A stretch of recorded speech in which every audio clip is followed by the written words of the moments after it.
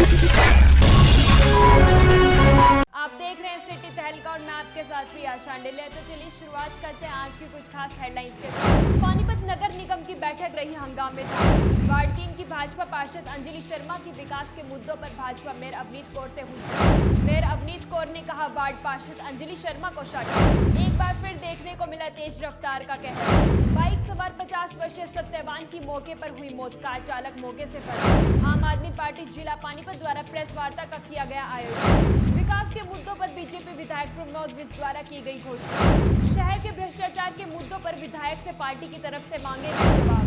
साईं बाबा मंदिर में चोरों ने किया हादसा। साईं बाबा पर लगे छत्र को काटकर व चांदी के गिलास चरण पादुका ले गए। गांव आटा में राजमिस्त्री की हत्या आरोपी को पुलिस ने मंगलवार रात अनाज मंडी के पास से किया गिरफ्तार। दोनों में हुई कहासुनी में विजय ने कसी से लगातार किया। शुक्रवार से खुलेंगे सभी सिनेमाघर। 50% लोगों के साथ सिनेमाघर खोलने के आदेश किए जारी। थर्मल स्कैनिंग कर बिना लक्षण वाले लोगों को ही जाने दिया जाएगा। आइए अब देखते हैं खबरें विस्तार से।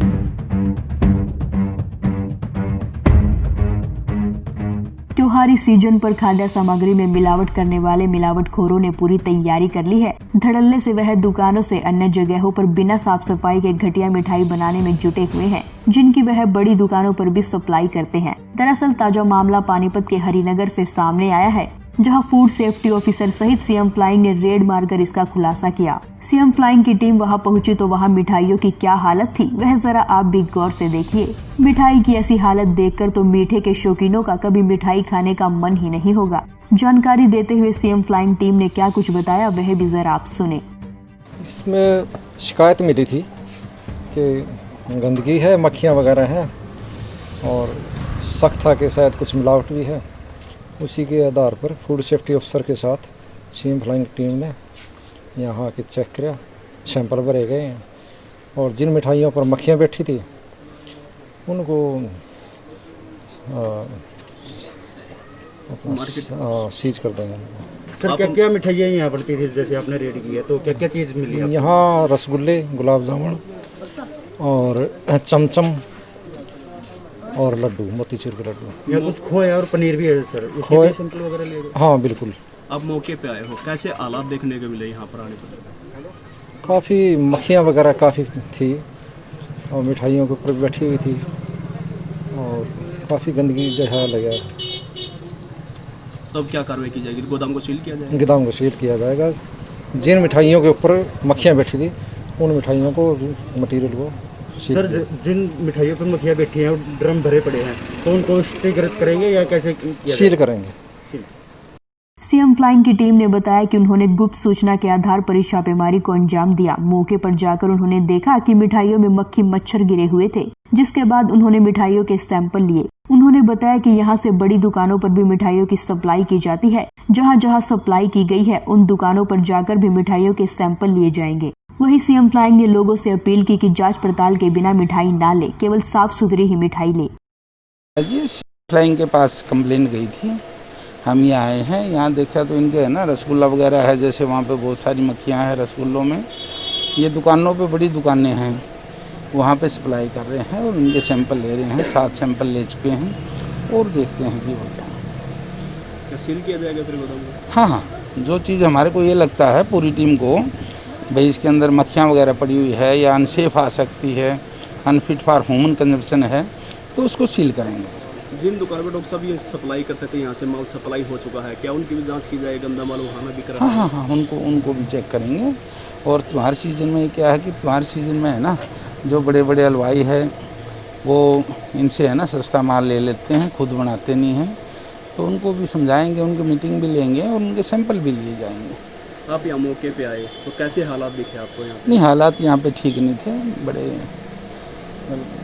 ये है कि बिल्कुल जैसे वो तो पशुओं को खिलाया जा रहा हो इस तरीके से लोग काम कर रहे हैं। जैसे दिवाली का सीजन नज़दीक आ रहा है तो लोगों से क्या अपील करोगे? बस लोगों से ये है कि जहाँ से भी सामान खरीदें साफ़ सुथरा सामान देख के खरीदें और जो खोआ प्रोडक्ट है खास करके उनकी लाइफ बड़ी छोटी होती है, वो ध्यान करें कि मतलब जो जल्दी से जल्दी 1 या 2 दिन के अंदर कंज्यूम हो सकते हैं, तो कोशिश करें कि खोए के आइटम को 1 या 2 दिन के अंदर ही कंज्यूम करने की कोशिश करें। ब्यूरो रिपोर्ट, सिटी तहलका।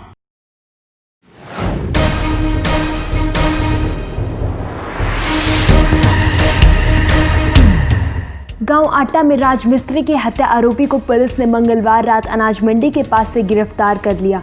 आपको बता दें कि संभालका के गांव आटा में पिछले बुधवार को आस मोहम्मद 32 वर्षीय राजमिस्त्री की गांव के युवक ने सर पर वार कर हत्या कर दी थी। गांव आटा वासी आस मोहम्मद शमशान घाट के पास गांव के ही दोस्त विजय से मिला। आस मोहम्मद साइकिल लेकर ठेके पर शराब लेने पहुंचा। ठेके पर लगे सीसीटीवी कैमरे में कैद हो गया। दोनों ने गांव के शमशान घाट के पास बैठकर शराब पी, जिसके बाद किसी बात पर लेकर दोनों के बीच कहासुनी हो गई और विजय ने कस्से से उसके मुंह पर लगातार कई बार वार किया, जिसके बाद आस मोहम्मद की मौत हो गई। एसएचओ अजीत कुमार ने जानकारी देते हुए क्या कुछ बताया, आइए वह भी हम आपको सुनाते हैं। 6-7 की रात को मतलब 7 की सुबह को हमारे पास सूचना मिली थी कि आटा गांव में कब्रिस्तान की दीवार के साथ लगते हुए कि डेड बॉडी पड़ी हुई है, जिसके सिर में चोट मार रखी है। तो हम मौके पे गए। मौके पे जाकर हमने देखा कि उसके सिर में चोट मारी हुई है। तो उसकी शिनाख्त उसी टाइम आस मोहम्मद सन ऑफ इलियास गांव आटा के रूप में हुई।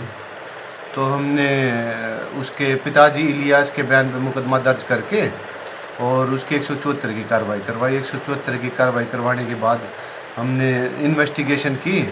तो हमें इन्वेस्टिगेशन में पता चला कि इसमें विजय सन ऑफ जय भगवान का हाथ है इसकी हत्या में, जो ग्याटे गांव का ही रहने वाला है। तो हमने तफ्तीश करते हुए कल शाम को इसको अनाज मंडी, नई अनाज मंडी अपने समालखा में है, वहाँ के पास से इसको गिरफ़्तार कर लिया। इसकी शाम को अरेस्ट डाली थी। आज इसको जो है ना कोर्ट के सामने पेश करा जाएगा और इसको 3 दिन के रिमांड पे हमने एप्लीकेशन लगाई है। तो बाकी जैसा कोर्ट आदेश करेगा उसके हिसाब से कार्रवाई अमल में लाई जाएगी। संभालका से सिटी तहलका के लिए रतनलाल की रिपोर्ट।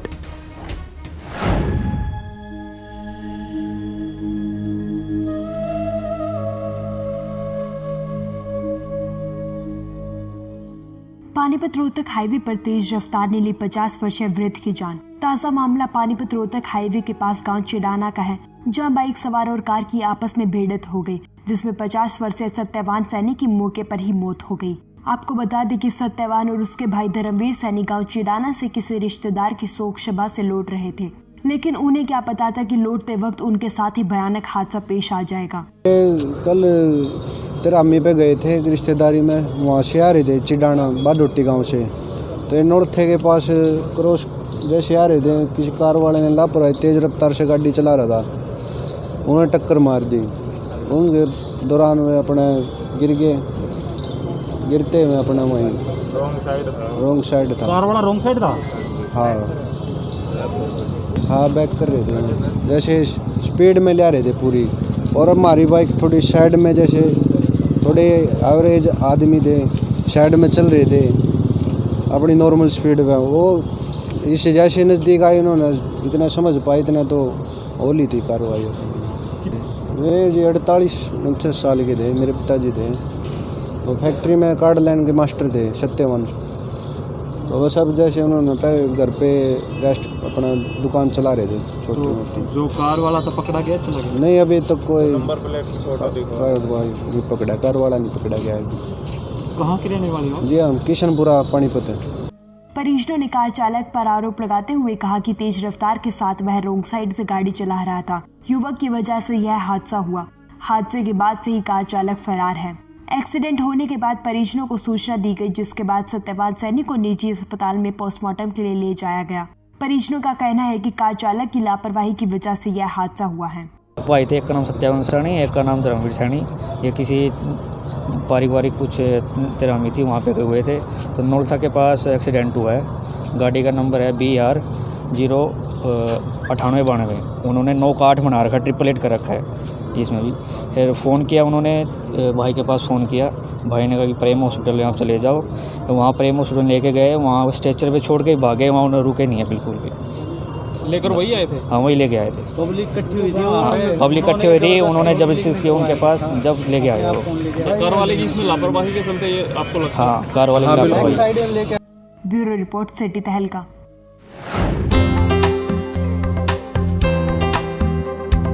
भारत सरकार ने फिर से सभी सिनेमाघर खोलने की घोषणा कर दी है। जिसको लेकर लोगों में खुशी है। कोरोना वायरस के प्रसार को रोकने के लिए मार्च में सभी सिनेमा घरों को बंद कर दिया गया था और अब बुधवार को केंद्रीय गृह मंत्रालय ने 15 अक्टूबर से 50% लोगों के साथ सभी सिनेमाघर खोलने के आदेश जारी कर दिए हैं। मल्टीप्लेक्स खोलने के आदेश आते ही सिनेमाघरों के मालिक ने राहत की सांस ली। पानीपत में वीरवार को सिनेमाघरों की व्यवस्था को परखेंगे और शुक्रवार से फिल्मों का प्रदर्शन शुरू करेंगे। पीवीआर और फन सिनेमास कोविड-19 की गाइडलाइंस का पालन करते हुए मल्टीप्लेक्स शुरू करने जा रहे हैं। टिकट काउंटर से लेकर स्क्रीन में प्रवेश करने तक हर 10 कदम में हाथों को सैनिटाइज करने के लिए टचलेस मशीन लगाई गई है और थर्मल स्कैनिंग कर बिना लक्षण के लोगों को ही अंदर जाने दिया जाएगा। शाम 6:30 बजे का अंतिम शो रहेगा, जो कि 9:30 बजे तक खत्म हो जाएगा। तो वहीं कर्मचारियों की सुरक्षा को लेकर भी इंतजाम किया गया है। मल्टीप्लेक्स के अंदर का हर कर्मचारी PPE किट पहने रहेगा। इसके अलावा अगर कोई दर्शक मास्क नहीं लाया तो उसे भी मास्क दिया जाएगा। ब्यूरो रिपोर्ट, सिटी तहलका। फिलहाल हम खड़े हैं पानीपत की अनाज मंडी में। यहाँ पर पूर्व मुख्यमंत्री भूपेंद्र सिंह हुड्डा भी दौरा कर चुके हैं और हाल ही में कल जो है मुख्यमंत्री मनोहर लाल का यहाँ पर दौरा था। यहाँ पर आड़ती और किसानों से बातचीत की गई।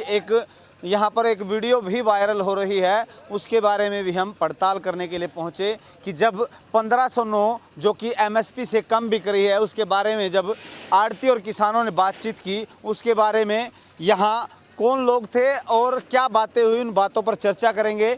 दिनेश आड़ती हमारे साथ हैं, उनसे जानने का प्रयास करेंगे कि कल मुख्यमंत्री का दौरा रहा, क्या आश्वासन यहाँ पर दिया गया और उस पर क्या अब तक कार्रवाई हुई है। दिनेश जी, कल मुख्यमंत्री यहाँ पर पहुँचे हैं, पहले पूर्व मुख्यमंत्री भी यहाँ पर पहुँचे थे, क्या लगता है कुछ किसानों का भला हो पाएगा या नहीं हो पाएगा?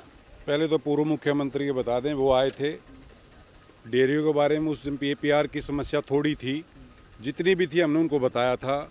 उस दिन 1509 की समस्या नहीं थी। 1509 की समस्या पिछले 3 दिन से आ रही है। PR इसको 1509 जो कंबाइन है, इसको जो खरीद रहे हैं आज की डेट में 1600 से लेकर और 1700 तक। 1700 मैंने बेची आज अपनी। कल मुख्यमंत्री को मैंने यही बोला था कि साहब जो ये 1509 कंबाइन है, इसको MSP से नीचे कम खरीदा जा रहा है, आप इसको PR के उसमें खरीदवा दो। उन्होंने FCI से कहा था, FCI ने बोला कि हमारे रूल हैं, हम यहाँ 1509 नहीं परचेज कर सकते। तो अब शुरुआत में एक बात सामने आई थी कि रजिस्ट्रेशन कराना होगा, वो PR के लिए थी। हमने मार्केट कमेटी से भी बातचीत की थी, जो सेक्रेटरी हैं उनसे भी मान से बात हुई, लेकिन उसके बाद अब कल फिर एक बात सामने आई जो वीडियो में साफ तौर पर मुख्यमंत्री कह रहे हैं कि इसके लिए भी आपने रजिस्ट्रेशन कराना होगा, तो यह इसमें हम PR में उसको खरीद लेंगे। क्या लगता है अब उसके बाद DC को आदेश दिए थे कि FCI को आप खरीदवाइए, तो आज क्या रहा, इसके बारे में कुछ नोटिफिकेशन जारी हुए हैं? इस प्रक्रिया के अंदर उन्होंने बोला कि वेयर हाउस एक एजेंसी दे दें यहाँ पे, वो परचेज करेगी। चलो, एक पानीपत परचेज नहीं होगा, ये तो टोटल हरियाणा परचेज होगा। लेकिन उसकी जो उन्होंने बताया है कि उसके लिए अलग से एक व्यवस्था की जाएगी, रजिस्ट्रेशन 1509 का होगा, जिसको वेयर हाउस खरीदेगा। इस प्रक्रिया में 15 दिन निकल जाएंगे और अभी 1509 मात्र 10 दिन की फसल है। 10 दिन के अंदर ये ख़त्म हो जाएगी। ये यहाँ पे पिट रही है, जमींदार पिट रहे हैं। 10 दिन में क्या होगा? या तो मुख्यमंत्री आज तुरंत आदेश करो, भाई कल से हम खोल रहे हैं, रजिस्ट्रेशन करो, तुरंत इसको मंडियों में बुलाओ।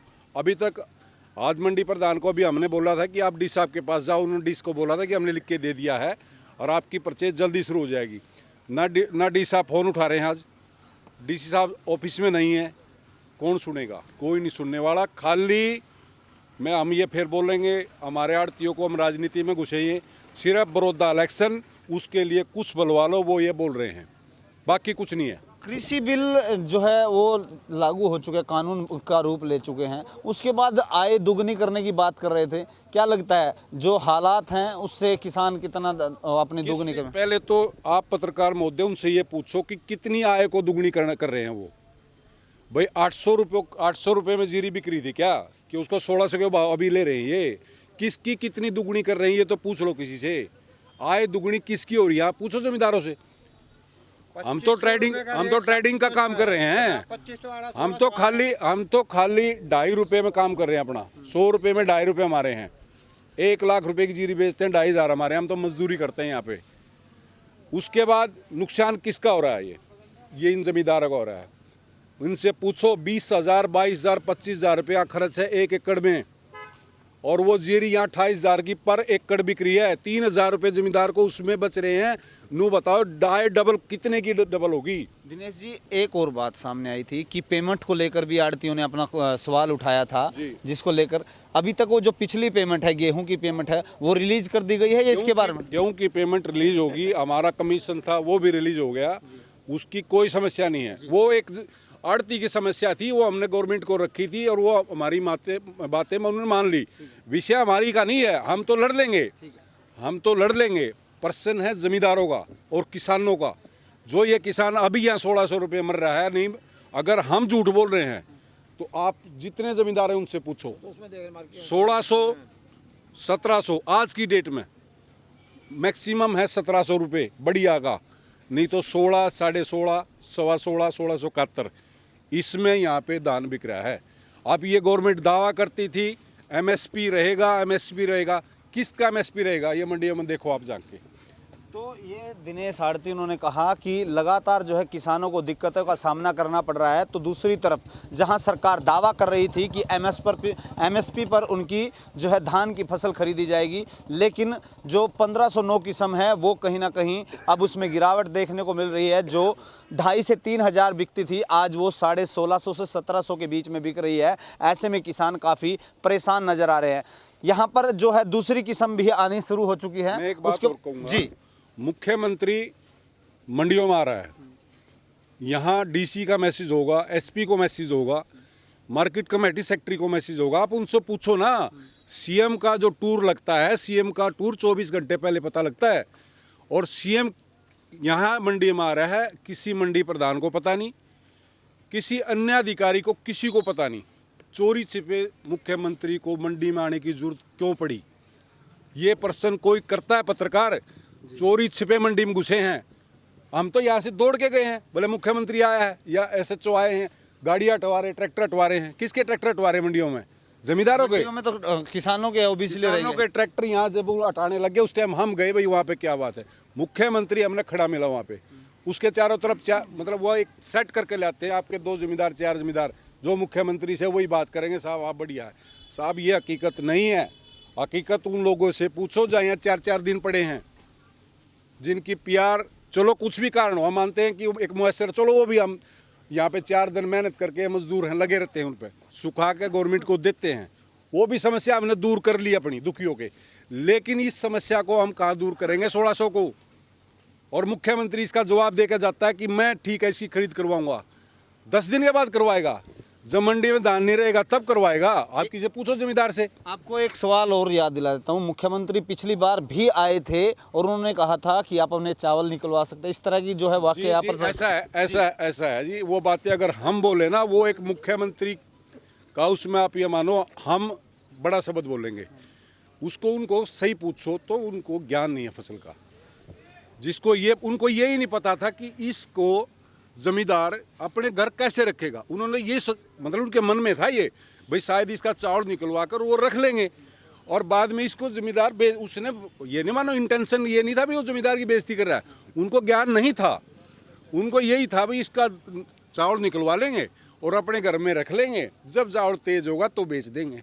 ये हमारा दुर्भाग्य है कि हमारे मुख्यमंत्री को ये पता नहीं है कि ये फसल कौन सी है। उसने गलत नहीं बोला, उसने सही बोला था जितना पता था उनको, भाई इसका चावल निकलवा लो और रख लो, जब तेज होगा तो बोल उसको बेच देना। तो लगातार यहाँ कहीं ना कहीं किसानों के प्रति जगह रोष यहाँ पर जाहिर है। दूसरी तरफ हम बात करेंगे 11-21 किस्म भी दुलीचंद जी आ चुकी है, क्या भाव है, क्या लगता है कि ये भाव ठीक है जो शुरुआती दौर में मिला? 2500-2550 रुपये का भाव है, लेकिन 3,000 रुपये कम से कम भाव होना चाहिए जो है, मतलब खर्चों को देख करके जमींदार का जो है। तो अब जो है अब ये पिटी हुई है इस करके अब यूँ लगे है कि भाई, लेकिन समझ नहीं आ रही क्या चक्कर है, उल्टा ही काम हो रहा है। हम भी दिमाग में ये था 250 रुपये कम से कम रेट निकलेगा और 3,000 रुपये तक होगा जो है 11-21 का रेट, लेकिन ये 2500-2550 रुपये है। और ये जो है 1650 में भी गाहक नहीं है, 3 दिन की पड़ी है मेरे पास, 3 ढेरी जो है 1500 की, ये पोजीशन है जो है। किस चीज़ की? तो मतलब कुछ समझ नहीं आ रही है आखिर क्या जो है मुख्यमंत्री जी जो कह गए, लेकिन कोई अमल वाली बात तो नज़र नहीं आ रही जो है। तो कुछ समझ वही बात है, अब हफ्ते 10 दिन में इसका जोर हो लेगा 1509 का, मतलब अब 11 की शुरू हो जाओगी। अब हफ्ते 10 दिन बाद करेंगे तो फिर वही बात है, फिर क्या अब ये किसान लूट जाएंगे 1500-1600 में, फिर क्या करेंगे। तो एक तरफ कह रहे हैं कि मेरी फसल मेरा ब्यौरा को लेकर भी यहाँ जो है पोर्टल नहीं चल रहा है, उसके बारे में ये वो भी परेशानी है, ये भी परेशानी है। अब जिसने रजिस्ट्रेशन करा रखी है उसका भी ये हाल है, कोई का हफ्ता बाद जो है जी मैसेज पहुंचेगा, अरे वहाँ खेत में गिरे रखेगा गया जमींदार, यहाँ लिया आया, अब जमींदार को यहाँ क्या तो 50 क्विंटल का रहा, लिया आया 150 क्विंटल, क्या करेगा फिर वो पड़ी रहो यहाँ पर जो है, समझे नहीं। वो कहें 6 दिन बाद मैसेज करेंगे, मतलब जो है सिस्टम जो है ना कुछ सही नहीं है। तो यहाँ लगातार जो है रोष बना हुआ है, आड़ती और किसान है हमारे साथ। क्या नाम है आप? नरेश। कहाँ से आए हैं? पसीना गांव से। पसीना? हाँ जी। कौन सी किस्म लेके आए? मैं 11 किसी जीरी लेकर आया। अच्छा, 11 किसी आज ही लेके आए? आज मैं परसों लेकर आया था, आज तो बिकी आई। अच्छा, 2321। 2321। हाँ। तो क्या लगता है ये भाव ठीक है या नहीं है? भाव तो इतना बढ़िया भाव नहीं, सल्पासी गोली और ज्यादा मंडियों में जिम्मेदारों घर पहुंच जाएंगी, जिम्मेदारों को सल्पासी गोली पहुंच जाए ना, उससे बढ़िया या इससे बढ़िया सुन ले बात था कह ले ऐसी मतलब कोई एक्सीडेंट छुटवाए तो भाई ये जिम्मेदार मर जाए, भाई अपना और कोई काम करना नहीं रहा है। इब हमें 1200 1250 का डाई का कट्टा गिरेंगे, जहाँ हमारा कट्टा यूरिया का 50 किलो का था वो हमारा 45 किलो का रह गया।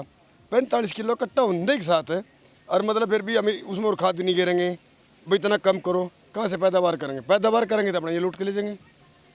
कहते भाई बीजेपी सरकार ऐसी है, कांग्रेस लुटेर है, चोर है, 60 साल से खा गए, हमने तो कोई लग गए नहीं, हम ही खा लिए 8 साल में, हम किसान बर्बाद कर दिया 8 साल में। पहले कौन सी किस्म लगाते थे? हम 11 किसी लगाते थे पहले। पिछली बार क्या भाव था? पिछली बार हमने 2500-3000 बेची, उससे पिछले साल हमने 3800-3900 बेची। तब भी बीजेपी की सरकार थी। जो बीजेपी की और भाग्य दिया नहीं, आप कह रहे हैं कि अब की बार जैसे हर साल घटना लग रही, हर साल घटना लग रही। मैं गेहूँ मारे गेहूँ खेतों में खिंडते फिर हो गए, ईब जीरी खेतों में खिंडना रही मेरी, मारे कितना मतलब परेशान कोई नहीं, इससे बढ़िया हम तो खेती छोड़नी पड़ेगी। तो आज ही वोट मांगना होगा ना, हम भी पूछेंगे ईब तो हमारे हाथ कट गए, ईब तो हमारे मतलब किसानों के हाथ कट गए आता है जी। वोट मांगना होगा ना जी, पूछेंगे भाई जब हम चोड़ कटवा के अपने घर टेका है, अपनी वोट तुम अपने घर रखो, हमारा क्या लेना है। ईब हम फंस रहे हैं, जैसे हमारा फायदा उठाओ वैसे उठाओ। तो यहाँ पर जो है लगातार किसानों में काफ़ी गुस्सा है, और दूसरी तरफ बड़ौदा उपचुनाव को लेकर यह बात अटकलें लगाई जा रही है कि दिन प्रतिदिन जिस तरह के दौरे चल रहे हैं, बड़ौदा उपचुनाव सर पर है, और उसी के चलते यह सरगर्मियां दिखाई जा रही हैं। मुख्यमंत्री द्वारा मंडियों के दौरे किए जा रहे हैं। दूसरी बात, कहीं ना कहीं उन पर यह भी आरोप लगाए कि जहां एक तरफ किसान दिक्कत में है तो दूसरी तरफ सरकार सिर्फ आश्वासन देने पर मजबूर है। वहीं आड़तियों ने भी इसके प्रति अपना गुस्सा जाहिर किया। सहयोगी धर्मवीर सहरावत के साथ जितेंद्र अहलावत, सिटी तहलका, पानीपत।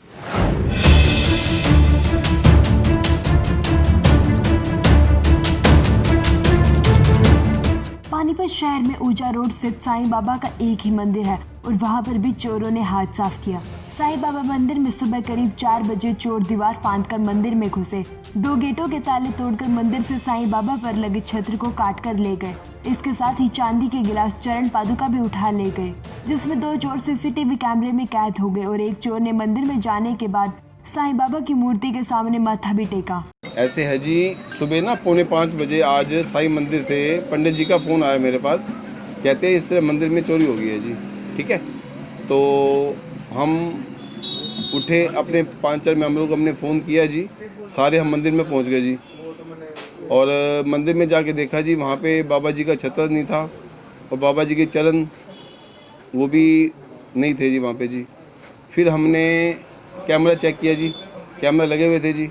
कैमरे चेक करने के बाद हमने सारा देखा, वहाँ पे लगभग 3:42 पे एक आदमी पीछे से आया है, फिर उसके बाद दूसरा आदमी आया है जी। उन्होंने आकर और बाबा जी के पहले छतर ऊपर से काटा है जी। छतर काटने के बाद जी वो वापस चले गए जी। फिर वो लगभग 4 बजे के आसपास दोबारा आए हैं जी, और आने के बाद उन्होंने बाबा जी के चरण को ना किसी फाली से उतार के और अपना वो फटाफट अपना बैग में डाल के ले गए हैं। आदमी ने सिर पे कैप डाली हुई थी जी, ठीक है, और पतला सा लड़का था जी कोई, और पीछे बैग टांगा हुआ था जी। तो उसके बाद वो चला गया जी, 4 बजे के आसपास चला गया जी। उसके बाद कुछ नहीं पता लगा जी। फिर हमने पुलिस थाने में भी गए जी, वहाँ पे जी वो शर्मा जी आए, उन्होंने वहाँ पे सारी देखी, तहकीकात किया जी, ठीक है जी। वो देख के चले गए हैं, हमने कंप्लेंट कर दिया जी, अब आगे पुलिस का काम है जी। जब मंदिर प्रधान से बात की गई तो उन्होंने बताया कि सुबह करीब 5 बजे मंदिर से पंडित का फोन आया और बताया कि मंदिर में चोरी हो गई। तो वह उठे और उन्होंने अपने बाकी मेंबर्स को फोन किया और वह सभी मंदिर पहुंचे और उन्होंने क्या कुछ बताया वह भी आप सुनिए। वहीं जब इस बारे में जांच अधिकारी से बातचीत की गई तो उन्होंने क्या कुछ बताया वह भी आप सुनिए। ये सर अपना भी पता सूचना मिली थी भी साईं मंदिर साईं मंदिर में चोरी हो गई। तो मैं मौके पर तो यहाँ एक तो चांदी का मुकुट वगैरह, एक पैर को चांदी के चरण और एक चांदी का गिलास, ये चोरी है। तो कैसी वो अपना दिन कार्रवाई करें। ब्यूरो रिपोर्ट सिटी तहलका। आम आदमी पार्टी जिला पानीपत द्वारा एक प्रेस वार्ता का आयोजन किया गया जिसमें शहर के विकास के मुद्दों पर बीजेपी विधायक प्रमोद विज द्वारा विकास की घोषणाओं की समीक्षा की गई। इस मौके पर जॉन प्रवक्ता अजय शर्मा ने बताया कि विधायक लोगों को इन घोषणाओं के पूरा होने का समय बताए और जो पहले 2 साल से लंबित पड़े हुए अधूरे कार्य हैं उनका विवरण दे। देखिए, आज जो प्रेस वार्ता का आयोजन किया गया है वो उसका एक ही विषय है। आज सिर्फ शहर के विषयों पर बात करना चाहूँगा। कल हमारे जो शहर के विधायक साहब हैं उन्होंने एक प्रेस कॉन्फ्रेंस का आयोजन किया था जिसमें उन्होंने लगभग 350 करोड़ रुपए, जो मैंने हिसाब करके देखा है लगभग आइडिया, वही 350 करोड़ रुपए शहर के विकास पर खर्च किए जाएंगे। तो कुछ बातें मैं विधायक साहब से करना चाहता हूं। हमारे सवालों का जवाब तो वो देते नहीं हैं, शायद लाइव देख कर दे दे जनता का जवाब। तो जनता की तरफ से कुछ क्वेश्चन है मेरे। पहले क्वेश्चन तो मेरा ये है कि पूरे कोरोना काल में विधायक साहब कहाँ थे? हॉस्पिटल में 1600 रुपये निर्धारित कर दिए हैं। जो कोरोना के केस शहर में डेली 300 केस आ रहे थे, डेली 500 केस आ रहे थे, वे अब 20 पे आगे हैं, 10 पे आगे हैं। कारण क्या है कि जांच नहीं हो रही है। तो एक तो कोरोना के मुद्दे पे शहर का जो विधायक है पूरे तरीके से फैल रहा है, 0 नंबर आए हैं उसके। अगला दूसरा मैं बताता हूँ, कल बात की भाई बड़े बड़े टेंडर दिए गए हैं कंपनियों को शहर की कंस्ट्रक्शंस के लिए, डेवलपमेंट के लिए। पहली बात तो मैं विधायक साहब से पूछना चाहूँगा कि उनको सार्वजनिक किया जाए कितने रुपए का टेंडर किन कंपनियों को दिया गया है, ताकि शहर की जनता को पता चले कि कितना पैसा एक्चुअल में अलॉट हुआ है और कितना पैसा खर्च किया जाएगा।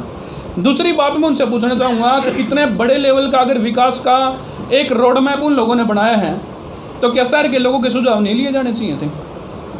इतने बड़े शहर में कोई डॉक्टर भी है, कोई इंजीनियर भी है, कोई टीचर भी है, हर वर्ग है, व्यापारी वर्ग भी है, बड़ी बड़ी फैक्ट्रियों के मालिक भी हैं।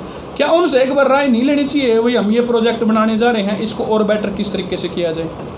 मेरे हिसाब से लोकतंत्र की जो महिमा होती है, लोकतंत्र का जो सौंदर्य होता है वो यही होता है कि लोगों से पूछ के उनके लिए काम किया जाए। इसके अलावा कल कॉन्फ्रेंस में विधायक साहब ने बोला है कि हम ना नई लाइटें लेके आए हैं, सच ए ब्यूटीफुल लाइट। देखते हैं कितनी ब्यूटीफुल है। पहली बात तो कितने रुपए की लाइट लेके आए हैं पूरे शहर को बताएं एक बार कॉन्फ्रेंस करके एक बार और, भाई कितने रुपए आपने खर्च किए हैं उसके ऊपर। और दूसरी बात, कल क्वेश्चन उठा था भाई पुरानी लाइटें जो थी उन्हीं के लोग कहने वाले थे एक जीवे घटिया क्वालिटी की लगाई गई हैं, बेकार लगाई गई हैं। विधायक साहब की जुबान थी कि भाई हमें नहीं पता पिछले में क्या हुआ, गलत हुआ है, लेकिन जो कुछ भी किया गया है, जो भी पहले मेयर था अभी भी नहीं की पार्टी का है, इससे पहले भी नहीं की पार्टी से थे। अगर गलत हुआ है वाक्य में विधायक एक्सेप्ट करते हैं प्रेस कॉन्फ्रेंस में, तो क्यों ना उस पर जाँच की जाए? फिर इसका मतलब फिर भ्रष्टाचार हुआ है पैसों का। अगर अच्छी क्वालिटी नहीं मिली और पैसे लिए गए हैं निगम से तो इसका मतलब भ्रष्टाचार किया गया है, प्रॉपर तरीके से डील नहीं किया गया है। उसकी जांच करे विधायक, उस पर मौन क्यों है?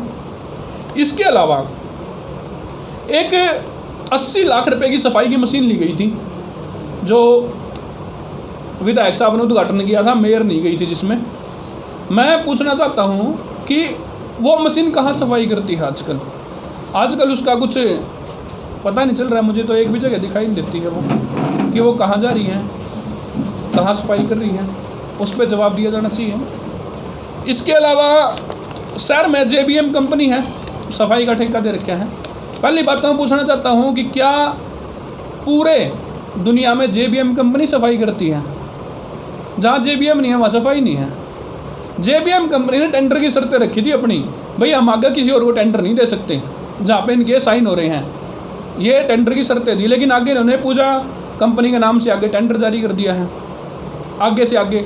मतलब कंपनी जो है नियमों का पालन नहीं कर रही है। सरकार तो करे नहीं रही है, कंपनी भी नहीं कर रही है, तो उसका टेंडर क्यों नहीं रद्द किया जाए? अगर उसका टेंडर पहले रद्द हो गया था, वर्क ऑर्डर रद्द हो गया था, तो करोड़ों रुपये उसको क्यों दिए गए हैं? फिर इन सारी बातों का जवाब विधायक को देना चाहिए था कल ही कॉन्फ्रेंस में। मुझे उम्मीद थी कुछ इन विषयों पर बात करेंगे, लेकिन उन्होंने कोई भी किसी भी प्रकार से ऐसी टॉपिकों को छेड़ना पसंद नहीं किया। और जब पत्रकारों ने सवाल पूछे तो विधायक साहब भाग खड़े हुए वहाँ से।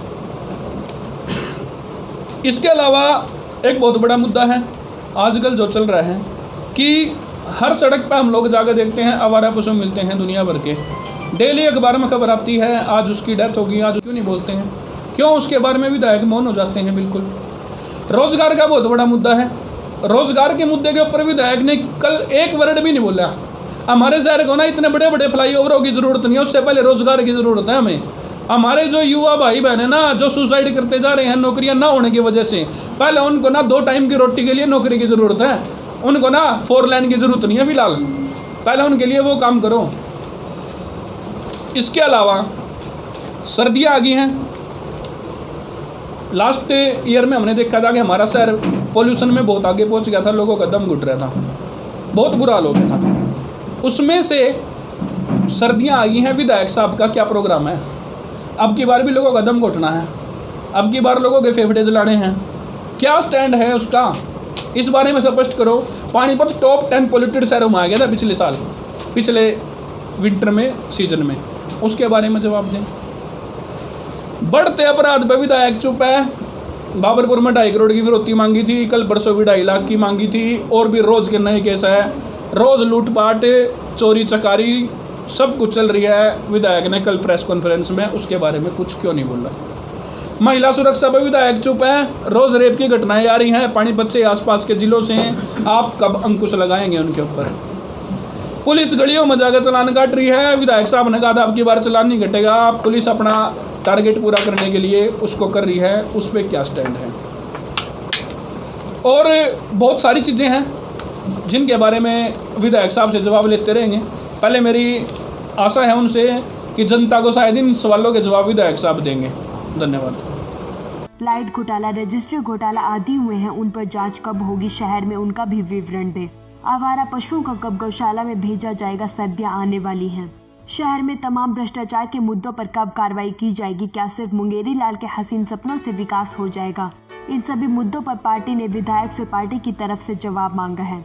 तो वही जिला उपाध्यक्ष दीपक बग्गा ने विधायक से पूछा है, आपने वादा किया था कि पुलिस द्वारा शहर में गलियों में चालान नहीं काटे जाएंगे, उसके बावजूद भी गलियों में चालान क्यों काटे जा रहे हैं, जिसकी वजह से दुकानदारों की दुकानों पर ग्राहक नहीं आ रहे और दुकानदारों की जेब पर असर पड़ रहा है।